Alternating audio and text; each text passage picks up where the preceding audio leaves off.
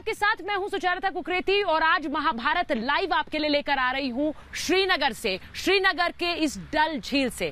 कल धारा 370 हटने को लेकर 2 साल पूरे हो रहे हैं और उससे पहले आज गुपकार गैंग ने एक बयान जारी कर 370 के नाम पर राजनीति को फिर उबाल देने की कोशिश की है। लेकिन आज मैं महाभारत में कर रही हूं बड़ा खुलासा। वो 17 साल का बच्चा जिसके हाथों में पत्थर थमा दिए गए, जिसे बंदूक उठाने के लिए कहा गया, लेकिन एक गिरफ्तारी ने कैसे उसकी जिंदगी बदल दी। आज वो बच्चा बोलेगा और बताएगा कि कैसे कश्मीर में जलाने वाली, भड़काने वाली साजिश हो रही थी। उस साजिश को बेपर्दा करेगा वो बच्चा जो बंदूक उठाने वाला था, जो आतंकी बनने वाला था। यह रिपोर्ट देखिए और फिर महाभारत।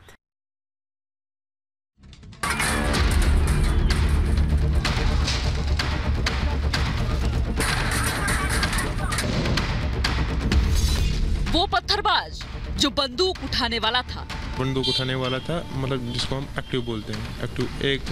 एक्टिव होना। जी मैम। वो कश्मीरी जिसे बनना था आतंकी।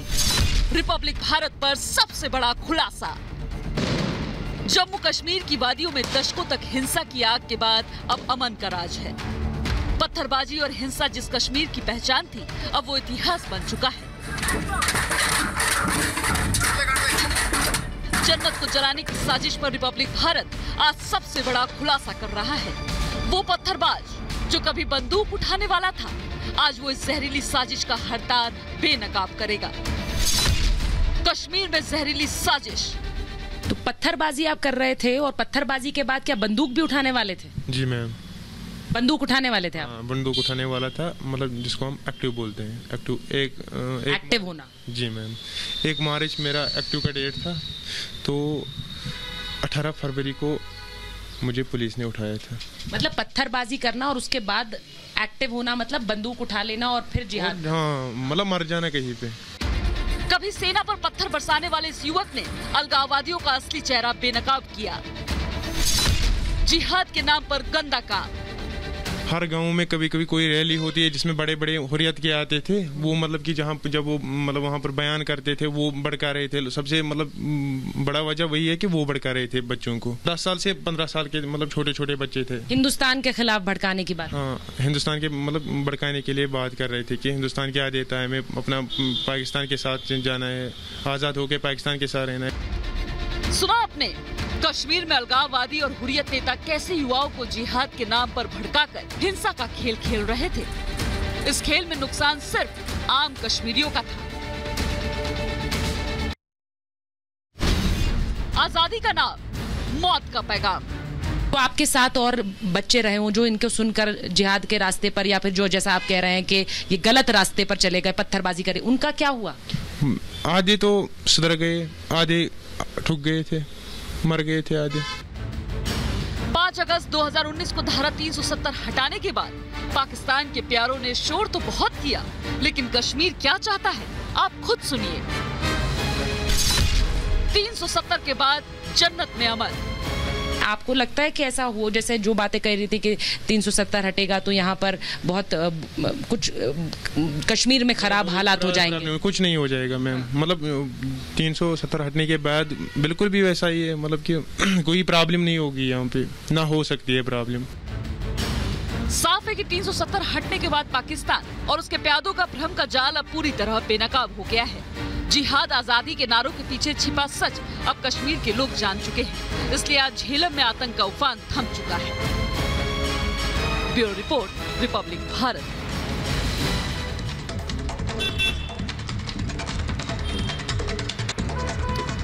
और आज महाभारत में मैं सीधे पूछ रही हूं ये सवाल, जिन्होंने पत्थरबाज बनाया अब उन्हीं का सफाया, क्योंकि उनकी पोल खुल चुकी है। जो बड़ा खुलासा रिपब्लिक भारत लेकर आया आपके लिए, कैसे पत्थर बनाने की पूरी एक फैक्ट्री लगी थी, लेकिन अब वो पत्थरबाज नहीं है और इसीलिए अब जो बना रहे थे उनका भी सफाया हो। सवाल पूछ रही हूँ, आतंकी बनाओ, सियासत चमकाओ वाली दुकान अब बंद हो गई है क्या?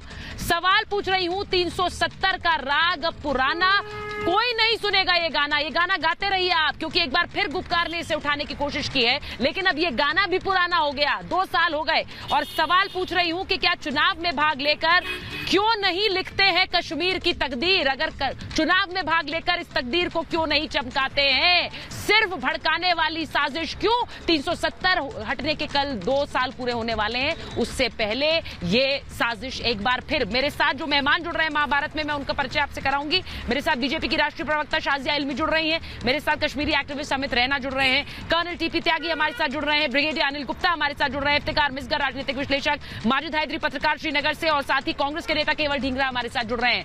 बहुत बहुत स्वागत आप सभी का। मैं महाभारत की शुरुआत करना चाहती हूँ माजिद हैदरी आपके साथ, और साथ ही माजिद हैदरी के साथ और अमित रैना जी के साथ। मैं इसलिए पूछ रही हूँ माजिद हैदरी आपसे, आपने सुना उस बच्चे को, अब उसकी उम्र 21 साल है, लेकिन 18 साल 17 साल की उम्र में उसके हाथ में पत्थर थमा दिया गया था। अब वो कह रहा है 99% कश्मीर का युवा जानता है कि वो हिंदुस्तान के साथ रहना चाहता है, वो आजादी की बात नहीं करता है, वो अपना भविष्य देखता है। माजिद हैदरी। देखिए मैडम, ये इस बच्चे की गलती है कि कह रहा है कि अब पिछले 2 वर्षों से कश्मीर के युवा को पता चला है कि वो हिंदुस्तानी है। पिछले 70 वर्ष से कश्मीर का हर युवा जानता था कि वो हिंदुस्तानी है, लेकिन बात ये हुई थी कि 5 अगस्त 2019 को माननीय प्रधानमंत्री जी और माननीय गृह मंत्री जी ने कहा था कि कश्मीर के लोगों के दिल जीते जाएंगे, कश्मीर में अमन आएगा, शांति आएगी, खुशहाली आएगी।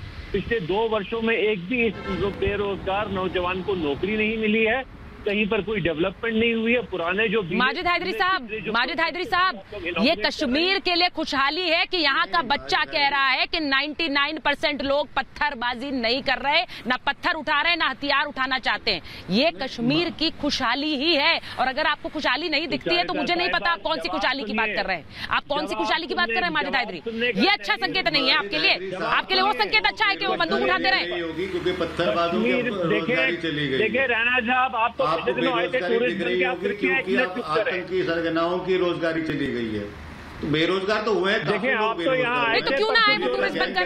क्यों ना आए वो टूरिस्ट बनकर? बेरोजगार हो गया। देखिए मैडम, सुनिए मेरी बात, जिसे जो लोग निकाले गए जो बेरोजगारी तो बड़ी है, मैं आपकी बात से सहमत हूँ, मगर उसमें से अधिकतर तो आप खुद कहते हैं कि जेल में कम से कम उनकी दाल रोटी तो चली रही है। बेरोजगारी जिनकी बड़ी है, देखिए मैडम, बेरोजगारी बड़ी है और हालात ठीक नहीं हुए हैं, ये मैं नहीं कह रहा। 2 साल से हमारे माननीय नॉर्मल लाइफ चल नहीं। मैं एक बार माजिद हैदरी सुनिए एक मिनट। मैं पहले कर्नल टीपी त्यागी के पास चली जाऊंगी और ब्रिगेडियर अनिल गुप्ता के पास भी, क्योंकि ये तस्वीर दिखाना बहुत जरूरी है।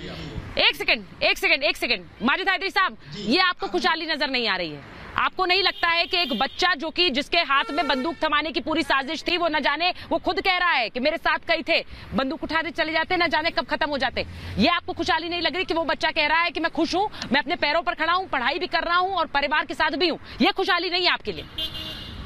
देखिए सुचारिता साहिबा, अगर कोई ऐसा मंत्र है मोदी सरकार के पास, ब्रिगेडियर गुप्ता को लीजिए। बच्चों ने बंदूक उठाई है, उनकी बंदूक भी छुड़वा दीजिए ना। जब कोई मंत्र आपके हाथ में आ गया है, ये बाकियों पर क्यों नहीं चल रहा है? ये एक अकेला निहत्ता इकलौता आपको बच्चा क्यों मिला?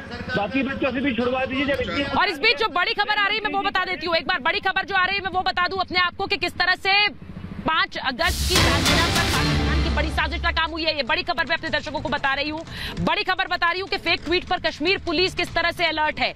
गिलानी के नाम से ये फेक ट्वीट किया गया था। जी हाँ, सैयद अली शाह गिलानी के नाम से ये ट्वीट किया गया था और फेक ट्वीट में 5 अगस्त को बंद की बात कही गई। कश्मीर पुलिस ने सिरे से खारिज किया है इसे।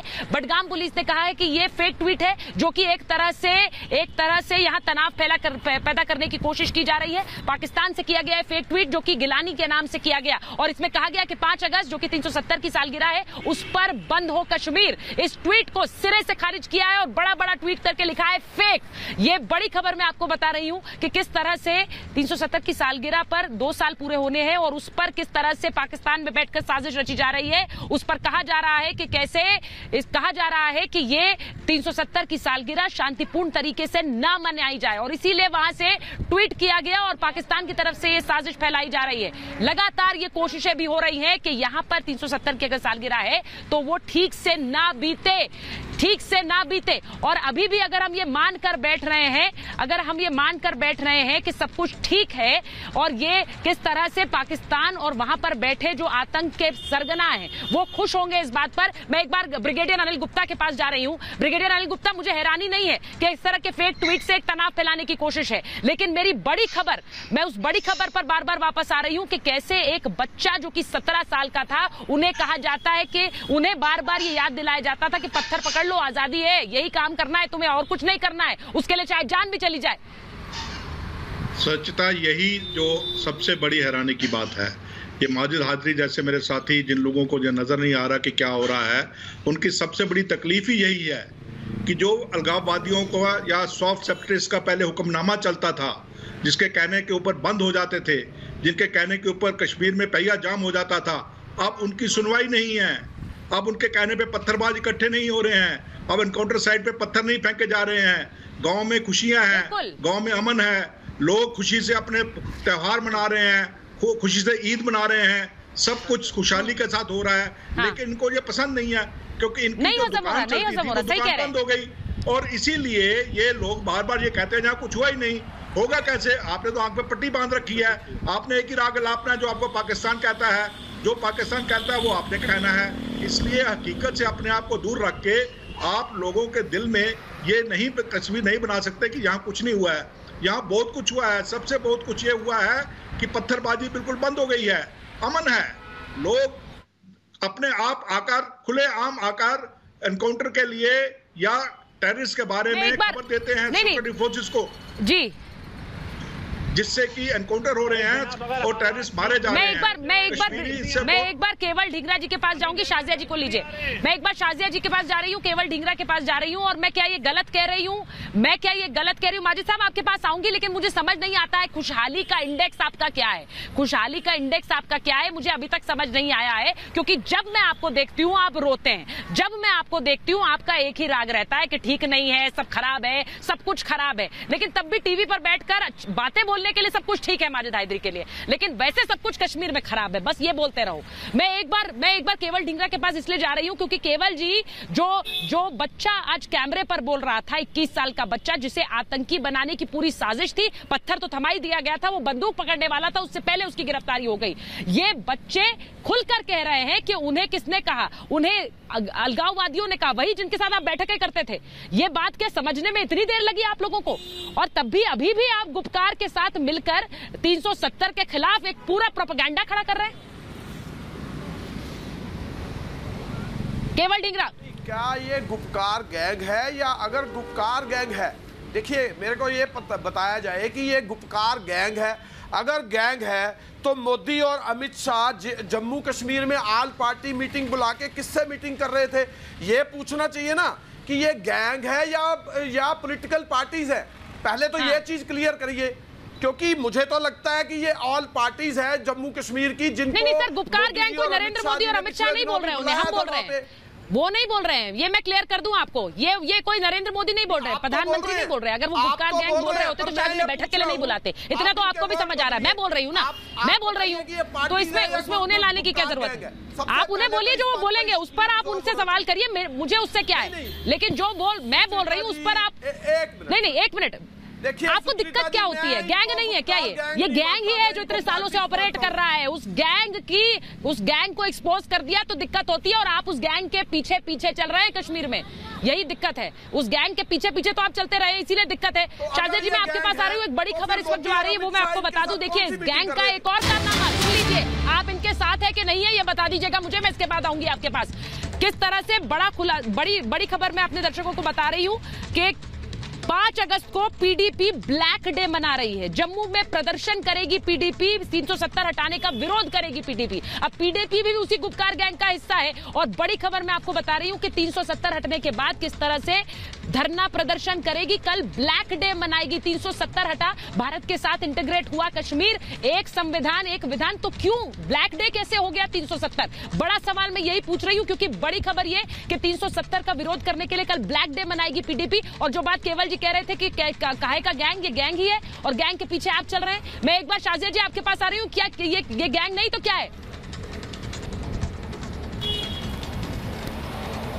देखिए, सबसे मुझे तो इतना ये मुझे समझ में नहीं आ रहा है कि माजिद हैदरी डर के मारे ऐसा बोलते हैं कि खौफजदा हैं, क्योंकि हम सब जानते हैं अलगाववाद एक बहुत बड़ी दुकान है, तिजारत का एक बहुत बड़ा रास्ता है, और किस तरह से मनी ट्रेल और NIA ने जिस तरह से बाकायदा पकड़ा है इस ट्रेल को और उसको ट्रेस किया है, उससे साफ जाहिर होता है कि इनके खुद के बच्चे जो हैं विदेश जाते हैं, मालो माल होता है इनके पास, और बहुत ही अच्छी तरह से समृद्ध तौर पे ये लोग रहते हैं। लेकिन ये गरीब कश्मीरी बच्चों को पकड़कर अगर ये रोज़गार का उनका रास्ता है तो पता नहीं कौन से रोज़गार की बात कर रहे हैं। अगर आपको दहशतगर्दी में रोज़गार नज़र आता है, अगर आपको पत्थरबाजी में रोज़गार नज़र आता है, तो मुझे लगता है कि इससे ख़तरनाक रोज़गार और इससे ख़तरनाक मुस्तकबिल खुद कश्मीरियों के लिए नहीं हो सकता। तो जो कश्मीरी बच्चों के दुश्मन हैं, अपने ही स्टेट के दुश्मन हैं, अपने ही गरीब भाई बहनों के दुश्मन सोचिए, और उस बच्चे को तो मैं लेकर आई शाजिया जी, उस बच्चे से मैंने बात की, मुझे बुरा लग रहा था जब मैं उससे बात कर रही थी कि ये एक बच्चे का भविष्य नहीं, न जाने कितने बच्चों के ऐसे ही भविष्य खराब किए हैं इन्होंने, न जाने कितने बच्चों के भविष्य खराब किए। शाजिया जी, मैं एक बार आपके पास आ रही हूँ वापस लौट के, लेकिन जो बड़ी खबर है वो एक बार फिर से दिखा दूं, मैं एक बार उस पर डिटेल्स देना चाहती हूँ। जी शाजिया जी, शाजिया जी मैं आ रही हूँ आपके पास, मैं आ रही हूँ क्योंकि आप बोलेंगी और मैं चाहती हूँ आप इस पर बोले, बहुत जरूरी है इस पर बोलना। बड़ी खबर एक बार फिर अपने दर्शकों को बताएंगे कि कैसे कल 5 तारीख को ब्लैक डे मनाने की कोशिश है पीडीपी की, ब्लैक डे मना रही है पीडीपी, और कल 5 अगस्त को यानी कि जो सालगिरह है 370 की, जिसके लिए हम कश्मीर में और कश्मीर से लगातार रिपोर्टिंग कर रहे हैं, तस्वीरें आपको यहाँ की दिखा रहे हैं। आपको मैंने ये भी दिखाया है पिछले 2 दिनों में कि किस तरह से यहाँ पर पर्यटक भी आ रहे हैं, वो खुश भी हैं। शिखा हमारे साथ न्यूज रूम से जुड़ रही है, मैं शिखा के पास जाऊंगी। शिखा, 370 के 2 साल पूरे और उस पर राजनीति तो अलग है, लेकिन ब्लैक डे मनाना, हिंदुस्तान के साथ कश्मीर एक है, यानी कि इस बात पर सवाल उठा रहे हैं। शिखा, सरिता, आप ठीक कह रही हैं, क्योंकि हम हमेशा से देखते आए हैं कि किस तरीके से महबूबा मुफ्ती इसी तरीके से सवाल उठाती आई हैं। हमने देखा कि किस तरीके से जब 370 अनुच्छेद है उसको हटाया गया, उसके बावजूद भी आज तक जम्मू कश्मीर में शांति बहाल है, लेकिन उसके बावजूद महबूबा मुफ्ती ऐसी है कि उनको अभी भी परेशानी है। अब ये समझ में नहीं आता है कि उनकी परेशानी किस चीज से है कि वो 5 अगस्त को ब्लैक डे की तरह मनाएंगी। तो देखिए, ये बहुत बड़ी बात है कि महबूबा मुफ्ती जो हमेशा से ये कहती आई है कि 370 जो है उसको बहाल किया जाना चाहिए, सवाल ये उठता है कि ब्लैक डे के रूप में क्यों मनाना चाहती हैं। उनको जम्मू कश्मीर में जो शांति है उससे परेशानी है, या उनका अपना खुद का राजनीतिक हित है जिसे वो साधना चाहती है। सुचारिता, इसीलिए हमेशा से ही हमने देखा ये जो गुपकार गैंग है वो भी हमेशा से अपने एजेंडे को सेट करने की कोशिश हमेशा से करता आया है, और वही दिखाई दे रहा है। और इसीलिए देखिए, कल इन्होंने अपना एक एजेंडा सेट कर रखा है जिसको वो पूरा करना चाहते हैं, और इसको ब्लैक डे के रूप में मनाना चाहते हैं। और इसीलिए सुचारिता, ये बहुत बड़ी बात है। बिल्कुल बड़ी सुचारिता, जो बड़ी बात आप बता रही हैं कि किस तरह से ब्लैक डे बनाने की कोशिश है। मैं बार बार ये कह रही हूं कि इंटीग्रेट हुआ अगर भारत के साथ एक संविधान एक विधान, लेकिन उसको लेकर किस तरह से तकलीफ हो रही है, यानी कि आप उसके खिलाफ हैं। बड़ी बात यह है केवल जी कि आप उसके खिलाफ हैं। आप तय करिए, आप गुपकार के साथ है कि नहीं है, आप इनके साथ है कि नहीं है जो इसको ब्लैक डे मना रहे हैं। काहे का ब्लैक डे? शाजिया जी को लीजिए स्क्रीन पर। की पार्टियों के साथ तो हो सकते हैं, लेकिन गुपकार गैंग कौन है वो तो शाजिया इल्मी बताएंगी कि फिर मोदी जी और अमित शाह जी कौन से पार्टियों से बात कर रहे थे, या गुपकार गैंग से बात कर रहे थे, या वो गैंग है या वो पार्टीज हैं, ये तो क्लियर नहीं कर रही शाजिया इल्मी, इधर उधर भाग रही हैं।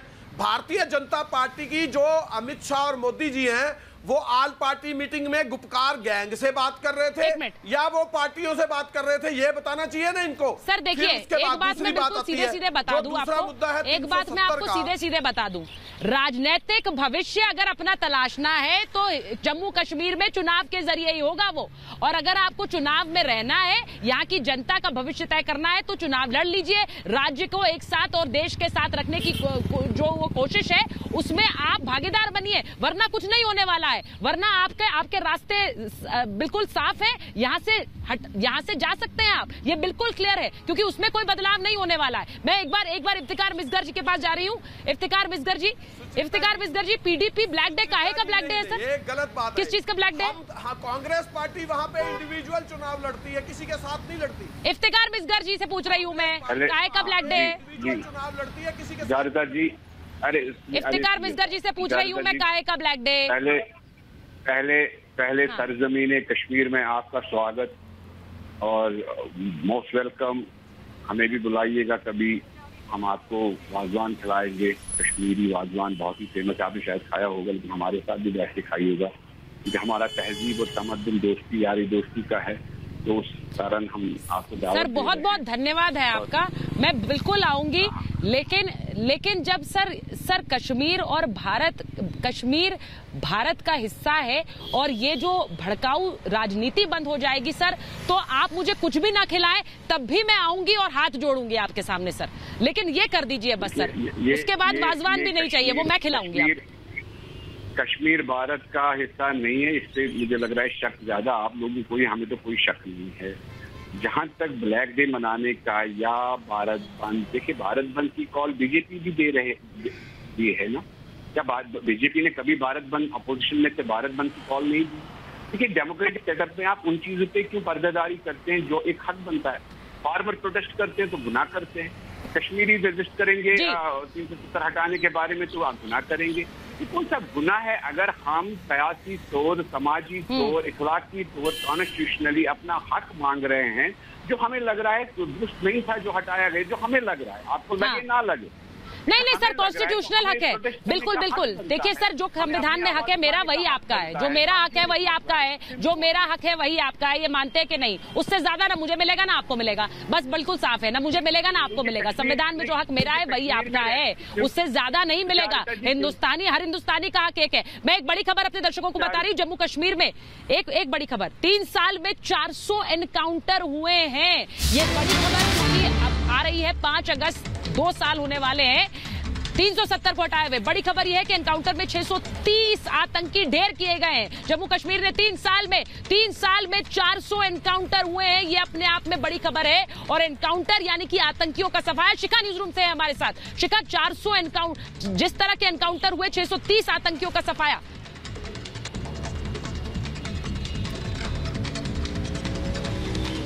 बिल्कुल सुचरिता, इस वक्त की बड़ी खबर हम बता दें अपने दर्शकों को कि किस तरीके से 3 साल के अंदर 400 एनकाउंटर हुए हैं और 630 आतंकी मारे गए हैं। ये उन सभी लोगों को जवाब है जो कल जब 5 अगस्त के दिन जब धारा 370 अनुच्छेद जो है उसको हटाया गया था, उस पर ब्लैक डे मनाने वाले हैं। ये उन्हीं लोगों को जवाब है कि किस तरीके से ऑपरेशन क्लीन वहां पर चलाया जा रहा है और 600 से ज्यादा आतंकियों का सफाया किया जा चुका है। और आगे भी ये जो ऑपरेशन है वो लगातार कायम है, जारी है। ये बहुत बड़ी बात है सुचरिता कि 3 साल के अंदर देखिए 400 एनकाउंटर किए गए हैं, जिसमें 600 से ज्यादा आतंकियों को मारा जा चुका है। और आगे भी लगातार ये जो ऑपरेशन क्लीन है जवानों की तरफ से, ये लगातार चलाया जा रहा है। सवाल यही है कि फिर क्यों 5 अगस्त को इस तरीके से मनाया जा रहा है, यानी कि ब्लैक डे की तरह से मनाया जा रहा है। ये उन सभी गुपकार गैंग को और साथ ही साथ जो लोग ब्लैक डे मना रहे हैं उनके लिए ये बड़ा जवाब है। और ये बहुत बड़ी खबर है सुचरिता कि 3 साल के अंदर 400 एनकाउंटर और 600 से ज्यादा आतंकियों का सफाया हुआ है। सुचरिता, बिल्कुल ये बिल्कुल साफ है। मैं एक बार कर्नल टीपी त्यागी के पास जा रही हूँ। कर्नल टीपी त्यागी, ये बिल्कुल साफ है कि आतंक को सहा नहीं जाएगा, उसी के लिए ये आंकड़े भी जारी किए गए हैं। और ठीक 370 के 2 साल पूरे होने से पहले ये आंकड़े जारी किए गए हैं, ये सिर्फ बताने के लिए कि ये आतंक बर्दाश्त नहीं है। और वो बच्चों को बरगलाना, उस सबकी तो दुकानें पहले ही बंद हो गई हैं।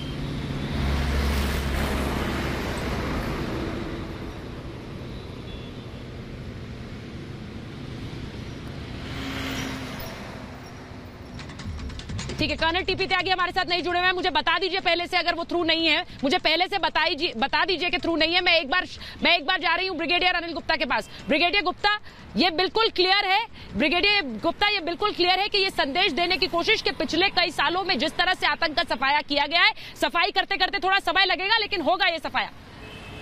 बिल्कुल होगा, बिल्कुल सफाया होगा। चारुता, जिस प्रकार सावन के अंधे को हर तरफ हरारा दिखाई देता है, उसी तरह 5 अगस्त के बाद गुपकार गैंग को हर तरफ काला काला नजर आता है, और इसीलिए ये 5 अगस्त के दिन काला दिन मनाने की कोशिश कर रहे हैं, और वो भी जम्मू के अंदर, वो भी पीडीपी जिसका कोई आधार ही नहीं है जम्मू में। पहली बात। दूसरी बात, ये वही लोग हैं जो कि 13 जुलाई को यौम शहादत मनाते हैं। आपको याद होगा कि 13 जुलाई 1931 को बगावत की पहली बू जम्मू कश्मीर में जो थी वो फूकी गई थी, उसको ये लोग यौम शहादत के तौर पर मनाते थे। और 5 अगस्त जबकि एक विधान और एक निशान का सपना पूरा हुआ, उस दिन ये ब्लैक डे मनाना चाहते हैं। साफ जाहिर है इनकी लॉयल्टीज कहां पर हैं, इनकी लॉयल्टीज पे शक है, इसीलिए ये लोग अभी भी ड्रामेबाजी कर रहे हैं। ये कहते हैं कि हुआ कुछ नहीं है, आपने एक बच्चा पकड़ के ले आए। अभी 4 दिन पहले कश्मीर के पुलवामा का एक बच्चा जो कि एक कार्ड पुलर का बच्चा है, वो इंडियन इकोनॉमिक सर्विस के अंदर अव्वल दर्जे पर आया है। इससे बड़ी अचीवमेंट और क्या हो सकती है कश्मीर के लिए? बिल्कुल। इस बात को ये कभी हाईलाइट नहीं करेंगे, इस बात को ये छुपा के रखेंगे, और याद दिलाइए हमारी छुपा के रखेंगे दर्शकों को। हाँ, ये चीजें इनको याद नहीं है। आप माजिद हाजरी को पूछिए ना। नहीं, और ये सुनिए, मैं एक बार फिर बता दूं कि जिस बच्चे से मैंने बात की है शाजिया जी, वो तो ये भी बता रहा है, वो ये भी कह रहा है कि मुझे किस तरह गुमराह किया गया, मुझे अगर गिरफ्तार नहीं करते तो मुझे शायद असलियत नहीं पता चलती। अब मेरी जिंदगी और उस जिंदगी में कितना फर्क है, मैं अब क्या कर रहा हूं, मैं ये देख रहा हूं कि किस आजादी की बात करते हैं हम। आजाद नहीं है तो क्या है?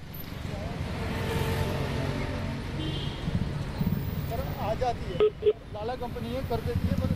आपने जिस बच्चे से बातचीत की है, इतना ये एक बहुत बड़ा ना सिर्फ एक प्रतीक है, पर ये उम्मीद मुझे नज़र आती है, और अपने आप में यही मुस्तकबिल है। देखिए, और यही कश्मीरी, जो भी कश्मीर के एक का हिमायती होगा, या कश्मीरियों के लिए जिसका दिल ज़रा सा भी कहते हैं ना कि हार्ट वो करता है, बीट करेगा, तो वो यही चाहेगा कि कश्मीरी बच्चे पढ़े लिखें, फुटबॉल खेलें, क्रिकेट खेलें, आगे बढ़ें, IAS अफसर बने, आर्मी में जाएं, अलग अलग चीज़ें करें, ना कि पत्थरबाज बने, ना कि किसी और देश के नफरत के एजेंडे का हिस्सा बने, और देशों के नफरत का और उनके रेजिमेंट का टूल किट बने।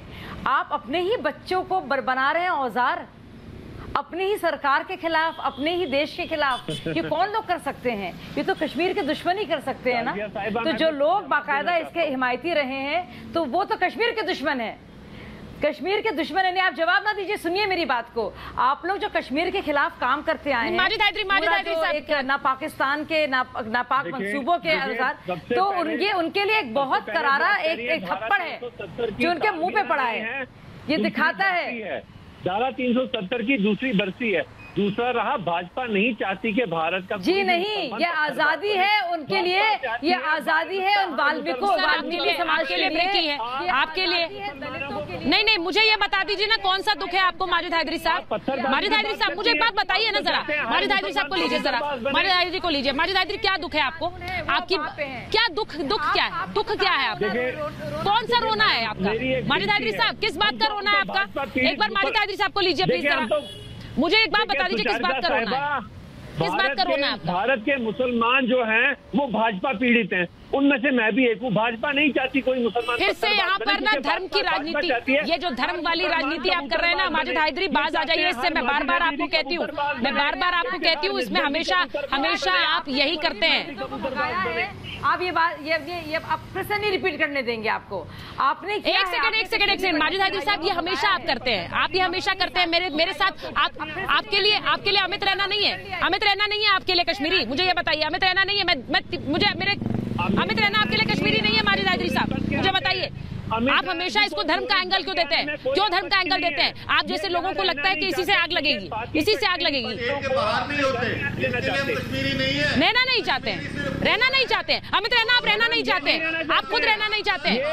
अमित रहना ये कह रहे हैं आप रहना नहीं चाहते हैं। झंडा उठाकर सर ये झूठ फैलाना बंद करिए। मैं कह तो रहा हूं, मैं इसको धर्म का चोला पहनाना नहीं चाहती हूँ, लेकिन असलियत आप बार बार सामने रखना चाह रहे हैं। आप बार बार इसे क्या होता है इनसे पूछिए, इनको रखना कहाँ है? इन्होंने तो 1500 हिंदुओं को मार दिया 3 महीने में, रखना कहाँ है इनको?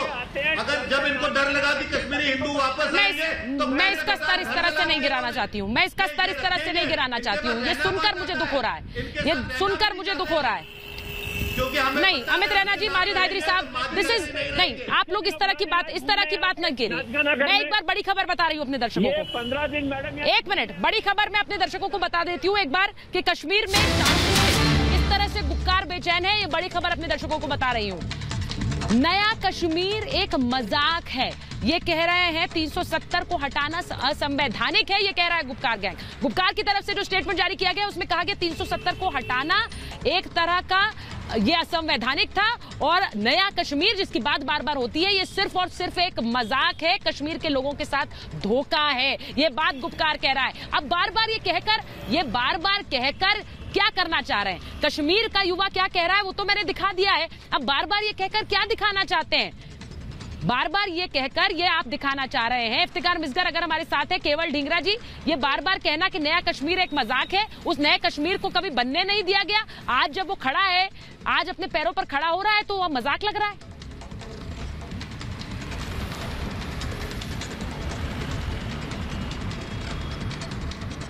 चाहिए इन्होंने ऑपरेशन क्लीन कर रहे हैं, ऑपरेशन क्लीन में ये तो बताना चाहिए कम से कम कि जो पुलवामा की जांच आज तक क्यों नहीं हुई, फौजी जो हमारे इतने मारे गए उसकी जांच क्यों नहीं हुई आज तक?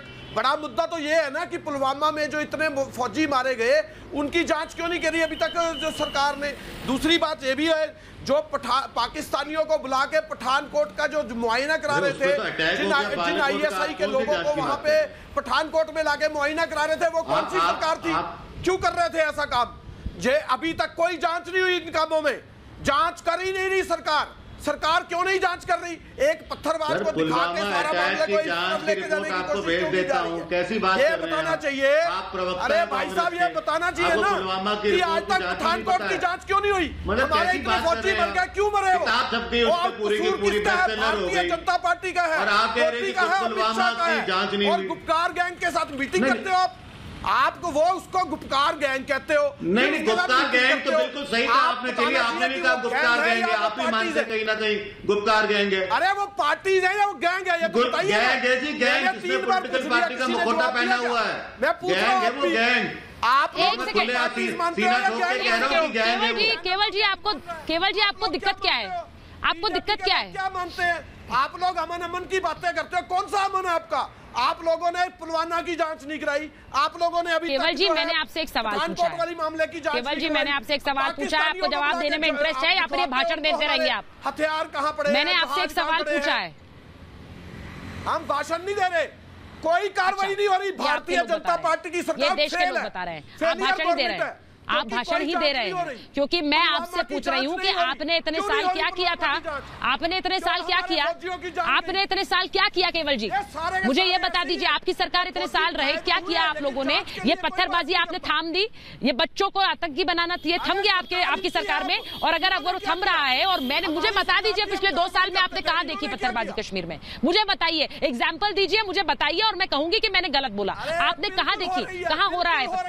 जो बच्चे हैं जिन्हें आप लोगों ने ये ख्वाब दिखाए कि देखिए यही है भविष्य, ये पत्थर नहीं उठाओगे तो तुम्हारा कोई भविष्य नहीं है, ऐसे ही बनोगे हीरो, यही बता रहे थे ना इतने साल। हम रोज शहादत हो रही है, रोज शहादत हो रही है, रोज शहादत। मैं एक बार टीपी त्यागी जी के पास जा रही हूँ। कर्नल टीपी त्यागी तो सर उसके ऊपर जी तो लड़ रहे हैं, तो किससे लड़ रहे हैं आप? उस लड़ाई में कहाँ हैं? किसकी तरफ खड़े हुए हैं ये तो तय कर लीजिए। कर्नल टीपी त्यागी किसकी तरफ खड़े हैं? ये आतंकवादियों से लड़ रहे हैं जी, ये उन्हीं की तरफ खड़े हैं जो पत्थरबाज हैं। मैं ये कहना चाह रहा हूँ कि अगर इन आतंकियों का एनकाउंटर ना हुआ होता, अगर कश्मीर की स्थिति ना सुधरी होती। कहाँ सुधरी है स्थिति? तो 10 की 10 है। आज मुझे आवाज नहीं आ रही है। कर्नल टीपी त्यागी के अंदर कोई स्थिति नहीं बदली। कर्नल टीपी त्यागी की आवाज नहीं आ रही है मुझे। ठीक है, मैं एक बार ब्रिगेडियर गुप्ता के पास जा रही हूँ। ब्रिगेडियर गुप्ता, मैं एक सीधा सा सवाल पूछती हूँ जिसका जवाब ये दे दे। इतने साल जब पत्थरबाजी होती रही, उनके हाथों से, बच्चों के हाथों से पत्थर किसी ने हटाया? ये कहा कि ये पत्थरबाजी रुक जाए, इन बच्चों को किसी और उनका भविष्य उज्जवल करना है, पत्थरबाजी में इनका भविष्य नहीं है। किसका रोल था जब वो कहते हैं कि भाषण दिए जा रहे थे कि आजादी चाहिए और हमें पाकिस्तान के साथ जाना है, तो कौन था जो इसको बढ़ावा दे रहा था? उनके हाथों से पेन हटाया और पत्थर थमाया, ये है इनकी खूबी। और मुझे बड़ा अफसोस हो रहा है कि ये कांग्रेस के प्रवक्ता जो अपने को प्रवक्ता कह रहे हैं, इनको बिल्कुल भी ज्ञान नहीं है। ये कह रहे हैं कि अभी पुलवामा की जांच नहीं हुई। अरे भाई, पुलवामा की आईएनए ने चार्जशीट डाल दी हुई है, आप चार्जशीट पढ़िए।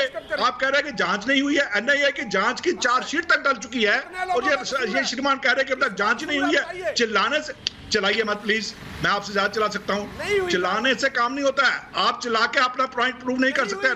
तर्क के साथ बात कीजिए, आप तर्क के साथ बात कीजिए, भरमाया जा रहा है। आप तर्क के साथ बात कीजिए, आप तर्क के साथ बात कीजिए। सुचारिता, मैं यही कहूंगा कि इस आदमी को श्रीनगर लाया जाए, इसको बोले अपनी आंखों से देखे यहाँ पर क्या हाल है। ये वहां पे बैठे झूठ बोल रहा है, झूठ का पुलिंदा है। जैसे कांग्रेसी सारे झूठे हैं, वैसे ये भी झूठा है। मुझे बड़ा अफसोस कहना पड़ता है कि ये आदमी बकवास कर रहा है टीवी के ऊपर, इस प्रकार झूठ बोल बोल के। ये सबका अरे आप बहुत गलत फहमी फैला रहा है। ये आपको ऐसे आदमियों को आपको टीवी पे लाना नहीं चाहिए जो कि देश के खिलाफ गलत फहमी फैला रहे हैं। इनको सच्चाई अपने आप को छुपाने के लिए झूठ नहीं बोलना चाहिए। ब्रिगेडियर गुप्ता, ये तो एक्सपोज हो गए ना, ये एक्सपोज हो गए, ये एक्सपोज होंगे। जो साइड लेंगे, जो बात रखेंगे तो खुद एक्सपोज होंगे। केवल ढींगरा जी चिल्लाने से कुछ नहीं होता है, चिल्लाने से कुछ नहीं होता है। वो जो बच्चा जिसने मुझसे बात की, जो 21 साल का बच्चा है, अब उसकी आवाज बहुत धीमी थी सर, आवाज बहुत धीमी थी, लेकिन उसका जो सच था वो चीख चीख कर बोल रहा था। ये बता दूं मैं आपको, वो बच्चा, उसकी आवाज धीमी थी लेकिन उसका सच चीख चीख कर बोल रहा था कि कैसे बच्चों का भविष्य बिगाड़ा गया। सर, आप गैंग से आपको बड़ी दिक्कत हो रही है सर, आप गैंग के पीछे पड़े हुए, गैंग से क्या दिक्कत है आपको? तब से आपका एक ही दाव चल रहा है, गैंग क्यों बोल दिया, गैंग क्यों बोल दिया, इतनी दिक्कत हो गई आपको? यहाँ बड़ी बातों की मैं बात कर रही हूँ, बच्चों के भविष्य की, आप गैंग पे ही चिपके हुए। सुचारिता, मैं बताता हूँ, ये जो बात कर रहे हैं, आप गैंग से ऊपर नहीं बढ़ पा रहे हैं, यहाँ पे भविष्य की बात हो रही है। बोलिए ब्रिगेडियर गुप्ता, शाहजी जी के पास जाऊंगी उसके बाद। ये सब पॉलिटिकल पार्टीज हैं। आपकी बात ढींगरा जी, मेरी बात सुन लीजिए, आपकी बात मानता हूं मैं, ये 6 पॉलिटिकल पार्टीज हैं, लेकिन ये 6 पॉलिटिकल पार्टीज गुपकार रोड के ऊपर स्थित एक बंगले में इकट्ठी हुई और तब इन्होंने अपनी मेरी बात सुन लीजिए ना, मेरी बात सुन लीजिए प्लीज। इन 6 पार्टियों ने अपनी आइडियोलॉजी छोड़कर उन्होंने एक मुद्दे के ऊपर इकट्ठा हुआ और वो मुद्दा था कि 370 क्यों हटा। ये मुद्दा जो था इनका अपना मुद्दा था, ये कश्मीरियों का मुद्दा नहीं था, ये जम्मू कश्मीर के लोगों का मुद्दा नहीं था, ये सिर्फ इन 6 पॉलिटिकल पार्टीज के नुमाइंदों का मुद्दा था। और इसीलिए इनको गुपकार गैंग कहा जा रहा है, क्योंकि ये देश के खिलाफ गैंग अप हुए हैं, इसलिए इनको गुपकार गैंग कहा जा रहा है। अगर ये देश के खिलाफ गैंग अप नहीं होते तो हम इन्हें गुपकार गैंग नहीं कहते, ये अपने को गुपकार अलायंस कहते हैं, कुछ लोग इन्हें गुपकार गैंग कहते हैं। हाँ। ये तो शब्दों का हेरफेर है, आपको इसमें कोई वो नहीं होना चाहिए। सी बात है, मैं चिल्लाना नहीं चाहती हूँ केवल ढींगरा जी की तरह, लेकिन सच्चाई ये है कि सच को चीखने की जरूरत नहीं है। ये भले ही कितना चिल्ला ले, मैंने जैसा कहा कि उस बच्चे ने एक बार नहीं चिल्लाया मुझसे बात करते वक्त, क्योंकि उसके पास सच था और वो सच चीख चीख कर कह रहा था कि कैसे छोटे बच्चों के भविष्य के साथ खिलवाड़ की गई। और वो सच जब सामने आता है तो वो चुभता है। ये अभी भी गैंग पर चिपके हुए हैं, इन्हें गैंग से दिक्कत है, इन्हें बच्चों के भविष्य से कोई लेना देना नहीं है, वो साफ नजर आता है। महाभारत में मेरे पास इतना ही समय था। श्रीनगर से लाइव, बहुत बहुत धन्यवाद।